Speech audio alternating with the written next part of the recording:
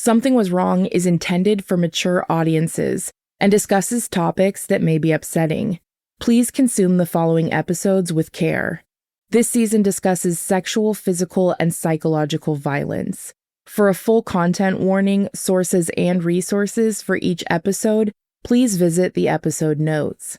Opinions shared by guests of the show are their own and do not necessarily represent the views of Broken Cycle Media. The podcast and any linked materials should not be misconstrued as a substitution for legal or medical advice. We reached out to Professor Cato Buss and the University of Central Oklahoma for comment in response to allegations in the weeks prior to this episode's release. We have not received a response. Thank you so much for listening. You think you know me, you don't know me well at all. You don't know anybody till you talk to someone.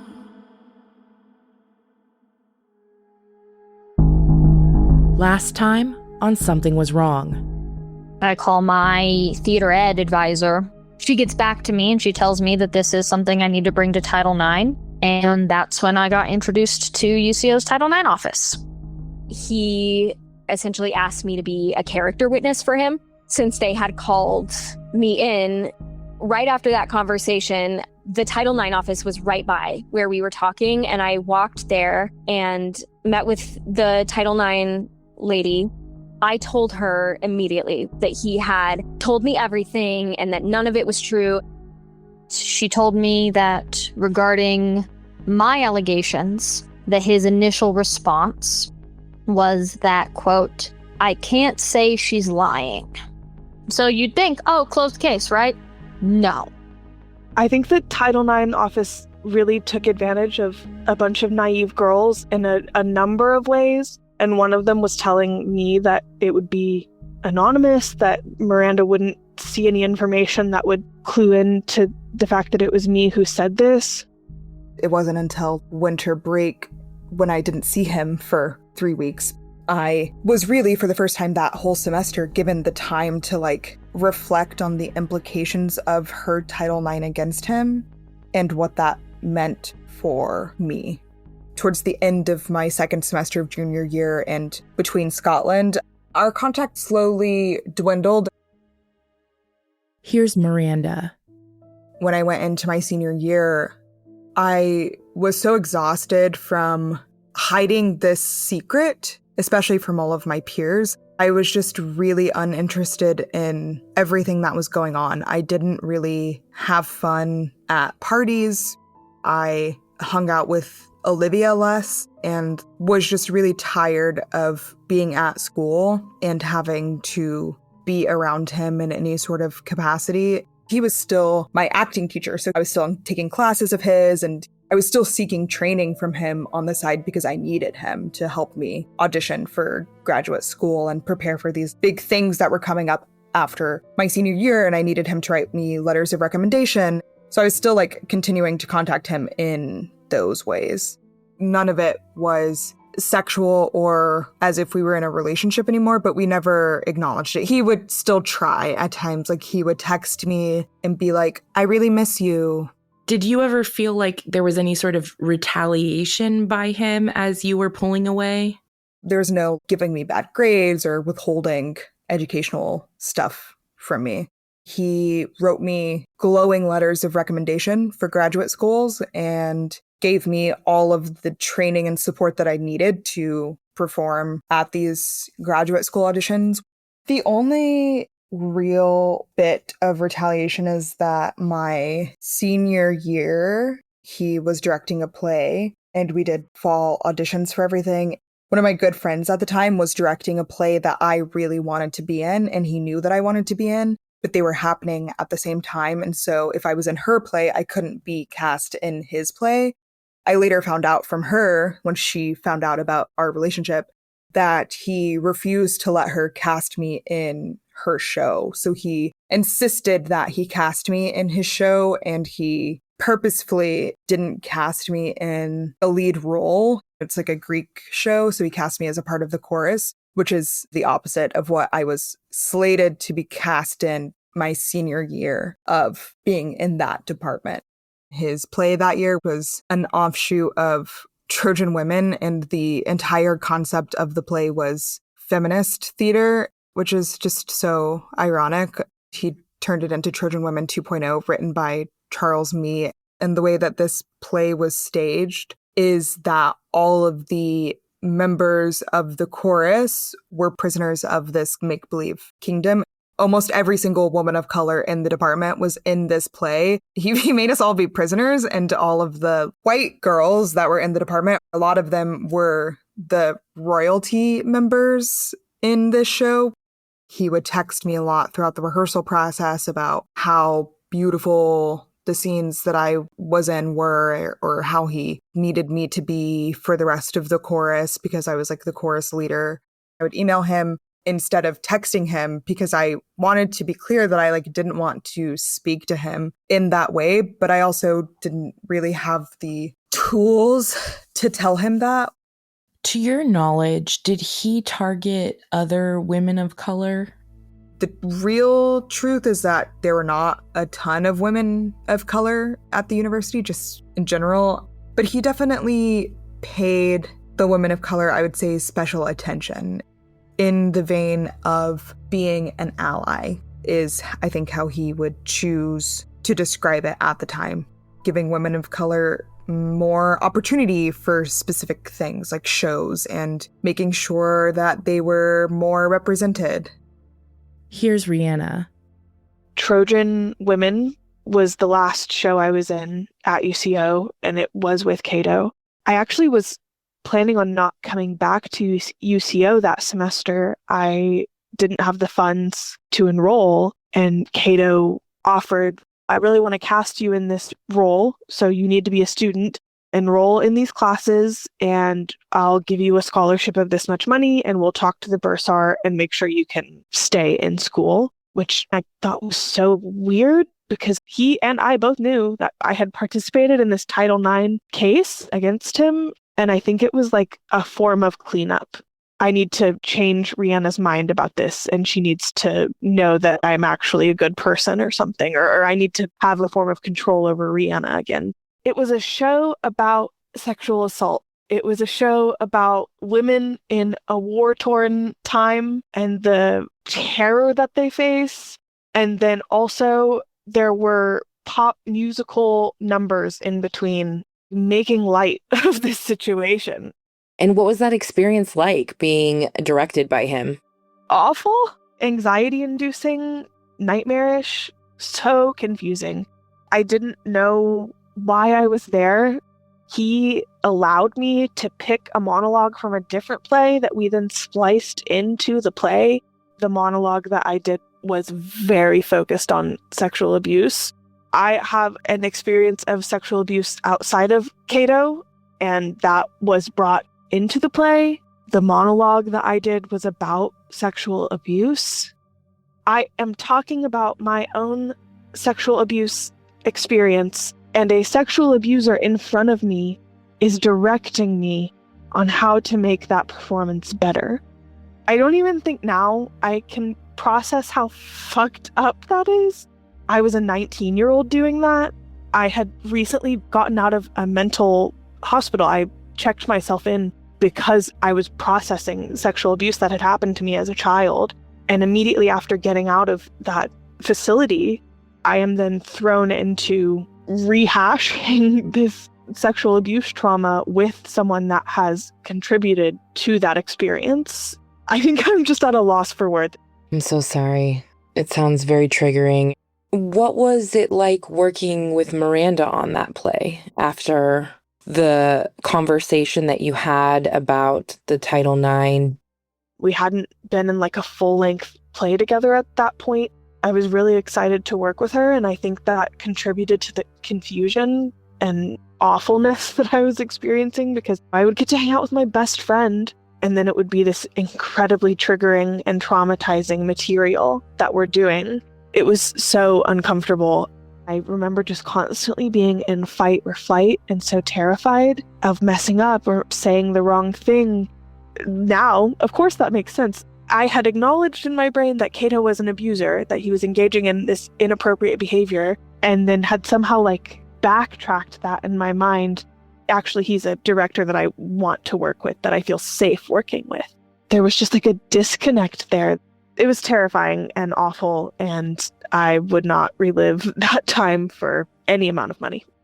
And when did you leave the department, and what ultimately made you decide to do so? After Trojan Women ended, I just stopped going. There was no big implosion or big moment of decision.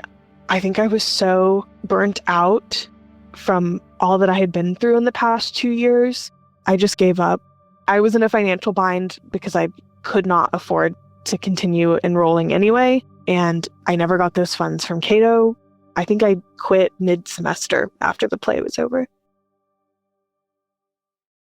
If your skincare isn't working, you're probably skipping this step: gentle daily exfoliation. I love using the toning pads from Barefaced, and they have transformed my skin. Barefaced sells one of these every 3 minutes, so you know they're that good. I love the way they make my skin look: less clogged pores, smoother, clearer skin, and they give my skin a healthy glow. And who doesn't want to glow? They're gentle enough for daily use, but effective enough that you'll see a difference within 2 weeks. Barefaced was founded by a nurse practitioner and is built on the philosophy of less, but better. Intentional formulas, no unnecessary steps, and products designed to work together for long-term skin health. With over 250,000 customers, more than 2 million orders, and a 90% returning customer rate, the results speak for themselves. If you want to see results and find a skincare routine you'll actually stick to, this is where I recommend starting. Head to barefaced.com and use code SWW for 15% off at checkout plus free shipping. That's SWW for 15% off plus free shipping. Barefaced. Less steps, better skin. Here's Miranda. Second semester of my senior year, we traveled again. We went to KCCTF in Texas. I was so ready to graduate. I was over being in school there. KCCTF should have been the most exciting trip for me because it was my last one. All of my peers were partying and hanging out, and I chose to stay in our hotel room by myself. And I think that was just an indication into how ready I was to move on, and particularly to not have to have him be in my life anymore. And he knew that, but despite that was still trying to text me a lot. It really, at that time, grossed me out in a lot of ways because it was so obvious that I didn't want to speak to him in that way, and he was still actively trying to press my boundaries. He was the head of the department, so he would show up in outside rehearsals or to my scene design class, which he had no business being in, just to pop in and see what's going on. It's a signal that he's still around. I remember feeling just very exasperated by having to navigate through all of this. By my last semester in school, the veil had been completely lifted, and I had no interest in seeing him at all once I had graduated. I graduated in the spring, and then that summer, he would text me quite often, and I would ignore him because at that point, I genuinely needed nothing from him, so I chose to not engage at all. That summer, I auditioned for Oklahoma Shakespeare in the Park, and I got cast in a lead in The Tempest.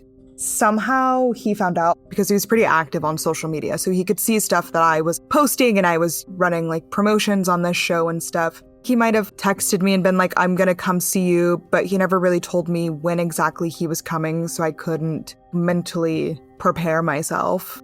And he just showed up. Of course, it's a public event, so he can come, but it was quite jarring to see him. He talked to me a little bit afterwards. That would have been the last time that I ever saw him at all. Then the fall of that year of 2019, I broke my leg falling off of a scooter. and he found out through one of my friends. He sent me a long text about if I ever need anything to let him know, and he broke his leg once, and he misses me so much, and he loves me. I just didn't respond. His attempts to contact me at this time were pretty desperate.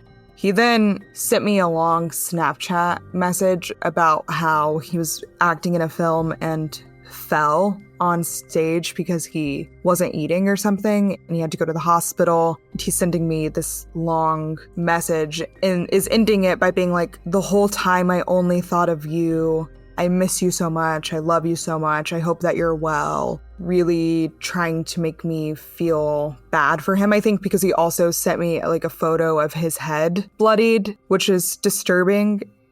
Around this time was when I was toying with the idea of filing my own Title IX against him. So I screenshot the message. It's on Snapchat, so you can see when someone screenshots your message, so he knows that I screenshot it. Me screenshotting it and then him getting the notification. I was hoping that it would send him a clear message to not contact me, and truthfully, I hoped that it scared him. I didn't respond, and I blocked him on Snapchat. I blocked his phone number, and I blocked him on Facebook, Instagram, and every other place that he could exist in my life. This was probably in like September or October of 2019. I hadn't made any decisions about whether or not I was actually going to file with the university or not, but I knew that I probably was going to do something someday, because not being in school had given me all this time to reflect on what really happened. And so I screenshot it and kept it because I was like, I think I'm going to need this at some point. In November, I broke my leg. I couldn't walk for 3 months. By the time that I could start walking, it was March of 2020 and COVID had happened. So I had 6 months of reflection to really be alone with my thoughts, which was at the time really difficult. In that time frame, I was seeing everything through a new eye, finally being able to realize that I had experienced such a manipulative level of abuse was really difficult to process. And I had to do it by myself. I had an excellent support system, but no one knew. I sought out therapy, which I think saved my life in a lot of ways. I had an excellent therapist at the time. And when I started going to therapy, I just went and sobbed for a full hour. It took a lot of courage to even be able to tell this stranger about what happened. I think it took several sessions before I was really able to express why I was there in the first place. I then decided that I wanted to file a Title IX complaint against him. I didn't go to therapy with the intention of filing anything. I went with the intention of trying to make it better. I filed my Title IX through the university. It was official, and it was with the director of employee relations. We had an initial Zoom meeting once I filed the Title IX, and she was like, I really want to speak to you about this in person. And so we had a Zoom call, and that's when I would have told her about everything that happened in depth, in addition to what I had submitted to them, which was an incredibly thorough document. I reported it and typed out a bunch of stuff, listed my witnesses. My therapist was very supportive of this, mostly because filing the Title IX meant that I had to start telling my support system what happened to me. It took so much work for me to even be able to tell Olivia, who had been my best friend for 5 years at that point. When I first told her and when I was filing the Title IX, I couldn't even talk to her about the specifics of what happened. Here's Olivia. Beginning of the pandemic, spring 2020. It was just like a normal day. She had texted me asking if I wanted to hang out. We hadn't seen each other in a while because of the safety precautions that everybody was taking. She asked if we could go pick up dinner and bring it back to my house. She came and got me, and on the way home, she just casually was like, hey, there's something I need to talk to you about. I immediately got really nervous because I thought she was moving. She then was like, you're going to have some questions, and I just want you to know that I'm an open book and I will tell you whatever you want to know. And so I was like, okay. She asked, do you remember a few years ago when all that Title IX shit happened? And I said yes. And she was like, well, all of it was true. And I am filing a new report with the university. I was not as shocked as I would have thought I would have been. I think it made a lot of sense once she said it. And it was not this unspoken thing between us, but I think I had always kind of wondered what their relationship was actually like because I knew they were very close. Not that I ever thought that it was sexual. Immediately, I was honestly really pissed off at him. It really upset me because I felt like he had betrayed my trust and he had taken advantage of her, and some of the behavior where like he had tried to isolate her from me because I felt, sorry, I'm probably going to get emotional whenever I talk about this. I felt like it was like my job to keep her safe. And I'm very like protective of Miranda. It really sucked knowing that I was close to it happening, but didn't know and couldn't have done something for her.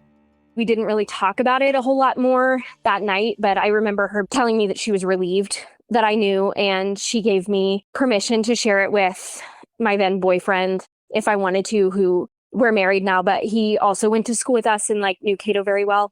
I offered to be a witness if she wanted me to be. And shortly thereafter, I got the email from Title IX asking to set up a time to meet on Zoom. And I wrote out a statement because I just felt so nervous about talking to them. They asked me and Miranda if she wanted to add me as a co-complainant in case that would strengthen her case. I left that up to her. And she decided, yes, there's strength in numbers, and the more people we have, the better. So I signed on as a co-complainant. Here's Rihanna again. We stopped talking about Cato. Miranda and I moved on. And then eventually she came to me and disclosed that she was considering filing a Title IX report with UCO and asked if I would be willing to be a witness. And of course I agreed. I did a Zoom interview with them, told them all the same information that I gave them the first time. I don't think I had the text to provide them at that point that I had given in the first Title IX case. It felt like, oh my God, something could actually happen. I'm doing something for 19-year-old Rihanna and 19-year-old Miranda. I think I was like 21 or 22 at this time. It was a few years later. I was really proud, and I think I was really naive and hopeful. I think that happens a few times in my experience trying to protect girls at UCO. You know, the first time we filed the Title IX report, Miranda did not feel comfortable disclosing that this relationship was happening, and now she's going to. And again, the adults in my life, they're going to get it right this time. They didn't have all the information, and they're going to do the right thing now. And Cato is not going to have access to these young girls. I was really proud of Miranda. That stays true now, but I was just naively hopeful. I've been using Merit Beauty for 2 months now, and my favorite product by far is the Minimalist, which works double duty as both a foundation and a concealer, so you can get quick coverage without layering on a bunch of products. And let's be honest, if the routine takes longer than 5 minutes for me, it's not happening. That's why I love Merit Beauty, because they believe great makeup should be effortless. Merit makes elevated makeup and skincare designed to help you look put together in minutes, with products you can swipe on, blend with your fingers, and move on with your day. Merit's best sellers are proof that less is more. The Flush Balm, which is a close second runner-up to my favorite product, gives you a natural, healthy glow without overdoing it. If your motto is less is more, then shouldn't your mornings feel the same? It's time for your makeup and your skincare to meet the reality of your daily routine with Merit Beauty. Right now, Merit Beauty is offering our listeners their signature makeup bag with your first order at meritbeauty.com. That's MERIT beauty.com to get your free signature makeup bag with your first order. meritbeauty.com. Thank you so much. Here's Miranda.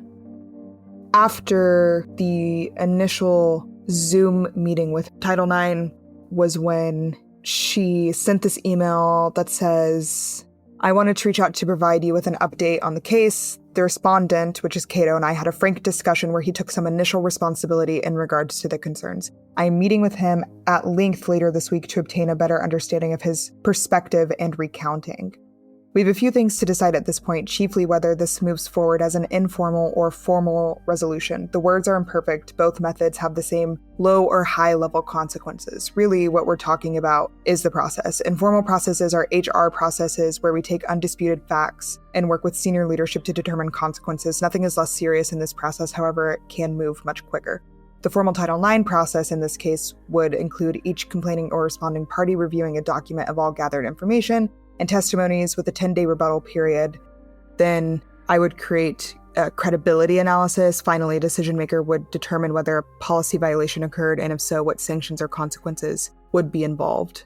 After this, I had a phone call with her to get a better understanding of what she was talking about with this informal or formal resolution.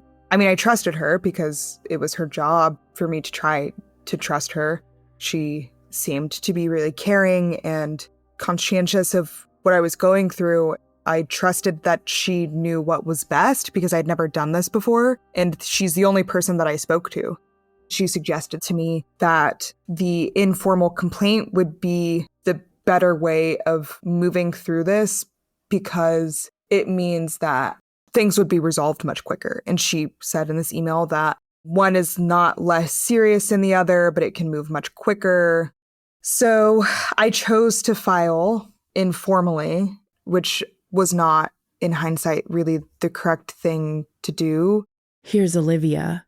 Eventually, they asked her if she wanted to pursue an informal or formal Title IX investigation. No one ever told her what that meant. And so we asked the lady, what is the difference between these two things?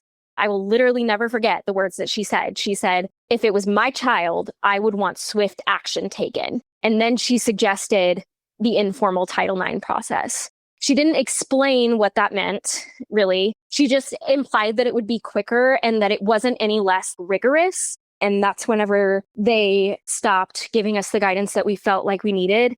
At first, we both felt like they were nailing it, handling our case. They were super communicative, especially with Miranda, like answering all of her questions. I think she felt way safer than she did in the first Title IX experience. And that was really encouraging. I was like, I really think they're going to do something about this. And I knew that for Miranda, it was so important that something actually happened this time. And so I was just trying to do the best that I could to support her and help her in any way, while also navigating being back at school in the same department as him.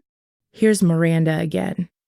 The next thing that I sent Title IX, after some time to think, I feel ready to allow you to proceed with the HR investigation. Thanks for your guidance. And she said, okay, her next step is to speak directly with the dean. She had an appointment with him at 4, and that she would keep me updated. Then I sent her a message in December when I received the letter from the university regarding his discipline. I have the results that the university sent to me December 17th. The purpose of this message is to follow up with you regarding our conversation and your recent report to the university involving a possible policy violation.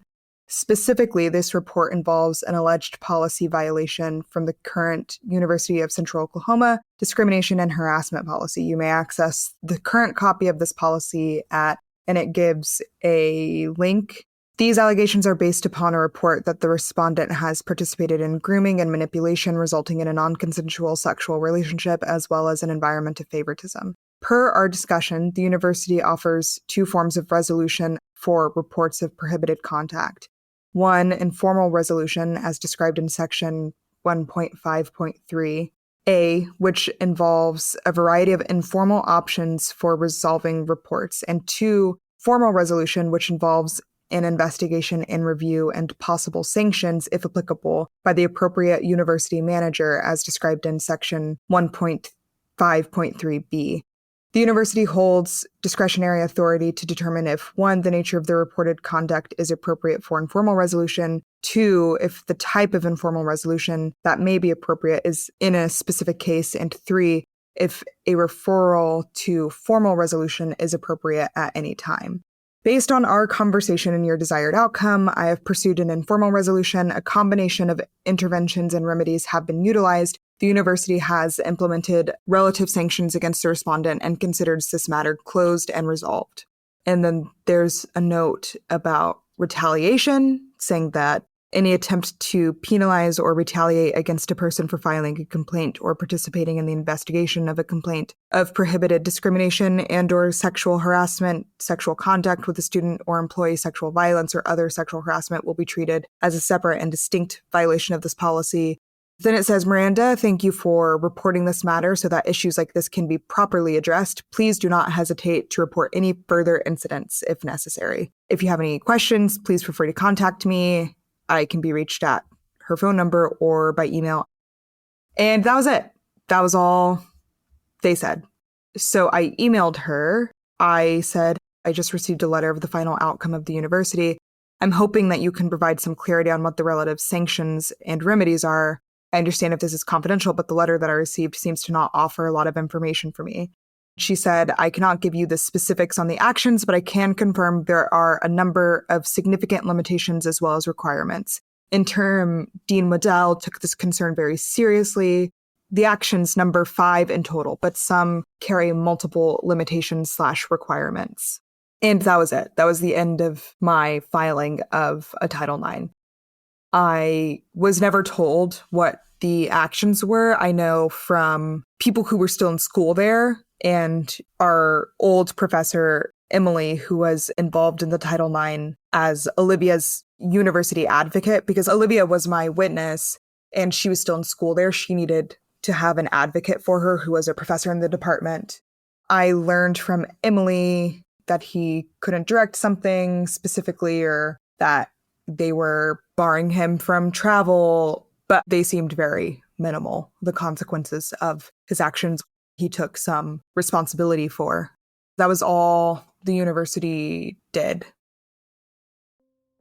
I felt How did you awful. feel? I filed this in November and I started seeing my therapist in March of 2020.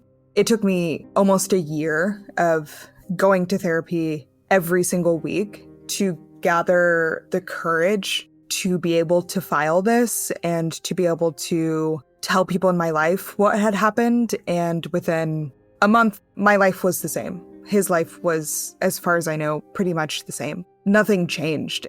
That was a really difficult time for me because it took so much of my time and energy to be able to do this in the first place. It took a lot for me to even be able to begin to file this and for them to convince me to file an informal complaint, which is clearly incredibly self-serving to them because it means that no one really needs to get involved in an official capacity. It was deeply concerning and hurtful. And then I took on the responsibility of having to reach out to individuals that were younger than me, who I loved and cared for, and I had to tell them what happened to me to try to protect them because the university wouldn't do it. I was trying to avoid that by filing the Title IX. I can't fathom how the university thought that it was at all appropriate to effectively do nothing. It was, in a way, even more damaging if I would have just decided to try to heal in other ways, because this was supposed to be closure for me, and it was not. It didn't even begin to come close to being closure.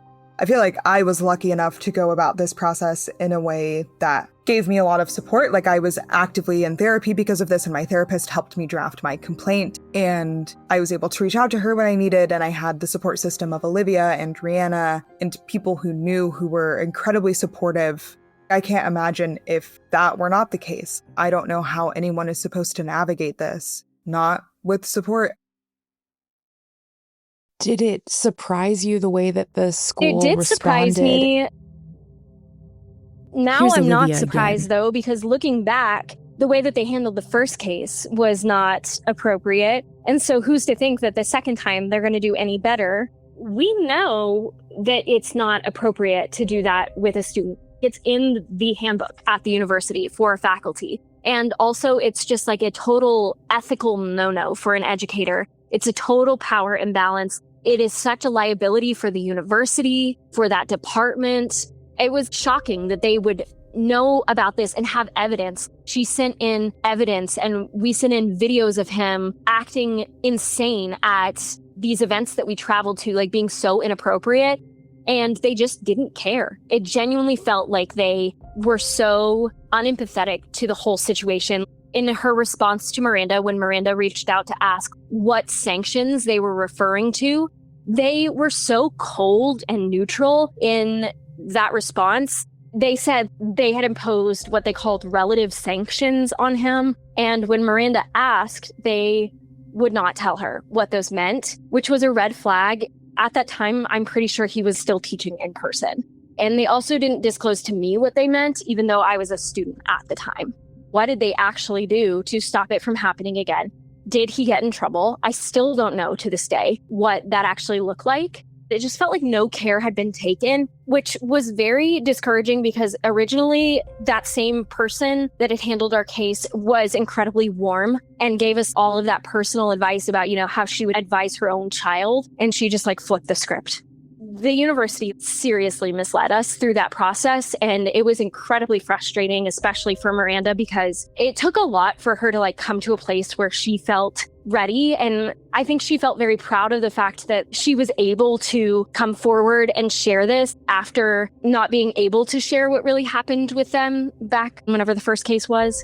So it was just incredibly heartbreaking seeing that happen to her, and it just felt like there was nothing that she could do to stop it from happening to anybody else. It was a really brutal time. She was just very vulnerable, and it felt like it got thrown in her face with no mercy. I know many of our friends out there have made it their New Year's resolution to cut back or quit nicotine. If you're one of these people who's looking for a routine that makes you feel good and not guilty, Jones makes it easier to follow through. Nicotine spikes and cravings derail progress, but Jones helps you stay on top of withdrawals so you can build healthier habits and actually quit or cut back this year. With Jones's science-backed and FDA-approved nicotine mints, there's no smoke, no pouch, no hidden vapor or chemicals. Just a discreet mint that doubles your chances of quitting and works as a healthier nicotine alternative. Plus, with a personalized step-down plan that's proven to lower your nicotine intake, Jones makes it easy to follow through on quitting. When nicotine cravings hit, log on to the Jones app and connect with their community of over 60,000 other quitters who are sharing their own setbacks and quitting journeys. It's free, and it actually gives you the support you need to get through the tough days. If your New Year's resolution is to quit, or even just to use nicotine in a healthier way, check out Quit with Jones. Visit quitwithjones.com/SWW to take the free quiz and use code SWW to get 15% off your personalized quitting journey. That's quitwithjones.com/SWW. Taking back control starts now. Thanks to Quit with Jones for sponsoring this episode. Just a heads up, the mints contain nicotine, which is an addictive chemical. Jones is FDA approved and available for those that are 18 and older. Thank you so much.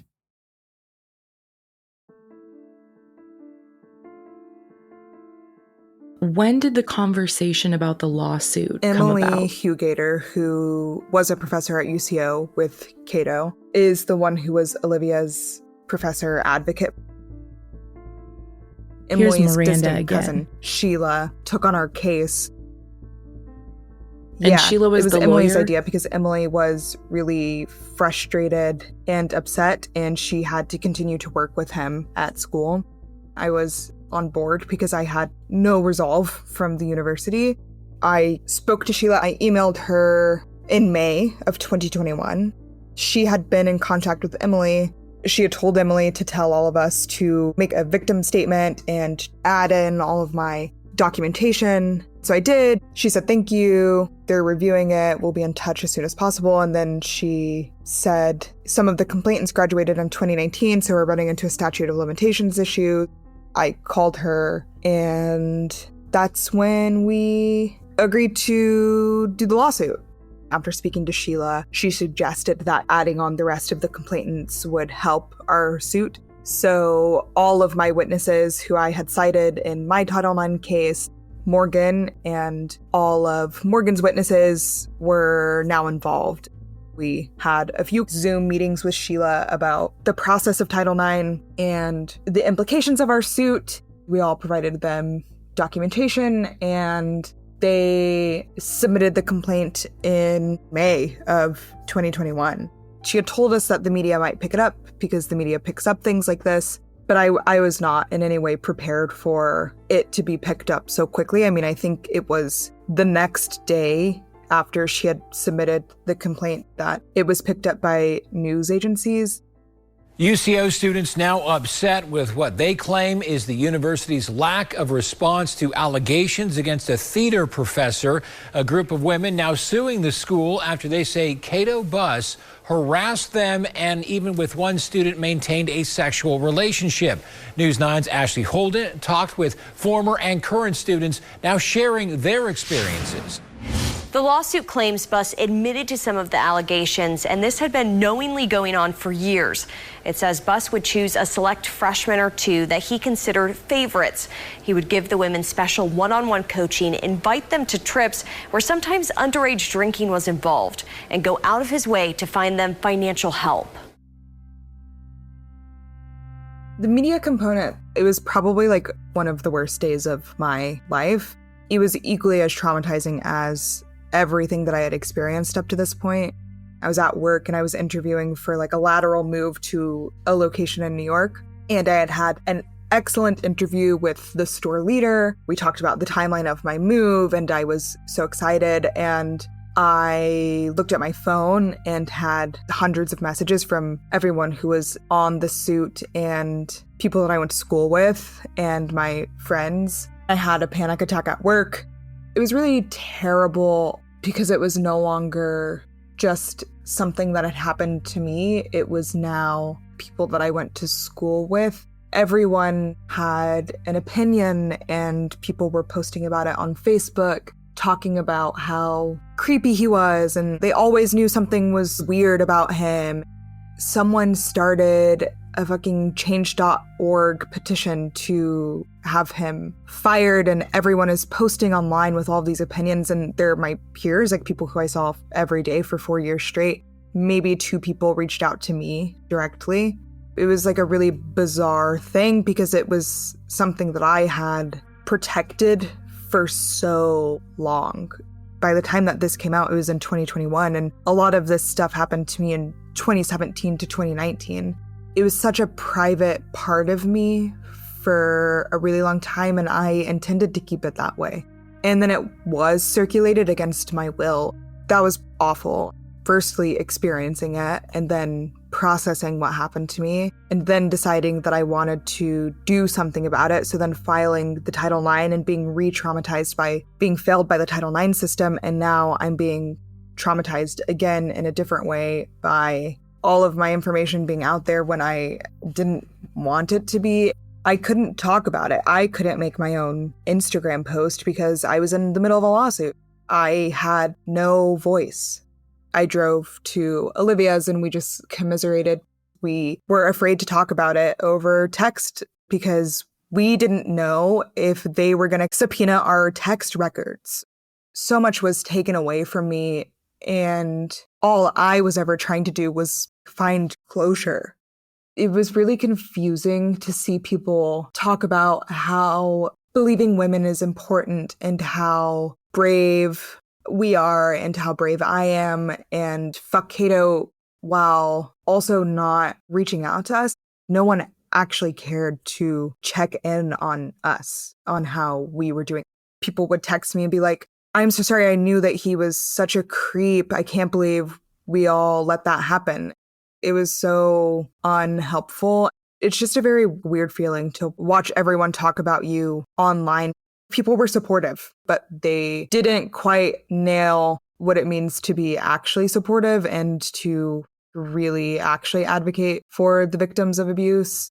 It was also weird to see people talk about how brave we were and how brave I was, but I never once really felt brave at all. I was very scared for a number of reasons. I was terrified of my family seeing this online. I didn't have any control over who knew what happened to me. It was just a really, really weird time because I also was excited about the possibility of trying to enact some change.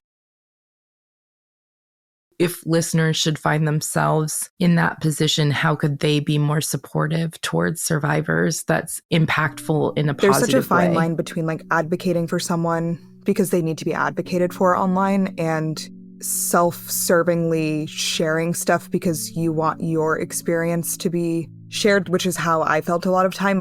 People just wanted to have their moment of talking about how creepy he was so that they could garner some attention. But mostly I would say like just text your friends. If your friend is experiencing something like this, tell them that you're thinking of them. Tell them that you're there to listen to them if you want them to listen, or ask them what they need.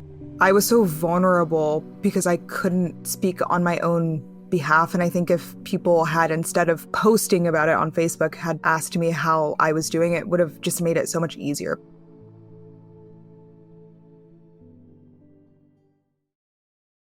Next time on Something Was Wrong. I think it was the lawsuit that made me realize more that it wasn't just Cato that had failed us. It was a lot of people that let us down, and I thought that was going to change. Thank you so much to each and every survivor and guest for sharing their experiences with us. And thank you for listening. Something Was Wrong is a Broken Cycle Media production created and executively produced by Tiffany Reese. Thank you endlessly to our team. Associate producer, Amy B. Chesler. Social media marketing manager, Lauren Barkman. Graphic artist, Sarah Stewart. And audio engineers, Becca High and Stephen Wack. Marissa and Travis at WME, Audio Boom, and our legal and security partners. Thank you so much to the incredibly talented Abayomi Lewis for this season's gorgeous cover of Glad Rag's original song, You Think You, from their album, Wonder Under. Thank you to music producer Janice J.P. Pacheco for their work on this cover, recorded at the Grill Studios in Emeryville, California. Find all artists' socials linked in the episode notes to support and hear more. If you'd like to share your story with us, please head to somethingwaswrong.com. If you would like to help support the show, you can subscribe and listen ad-free on Apple Podcasts, purchase a sticker from our sticker shop at brokencyclemedia.com, share the podcast with a loved one, or leave us a review. Want to stay up to date with us? Follow us on Instagram and TikTok at Something Was Wrong Podcast. As always, thank you so much for listening.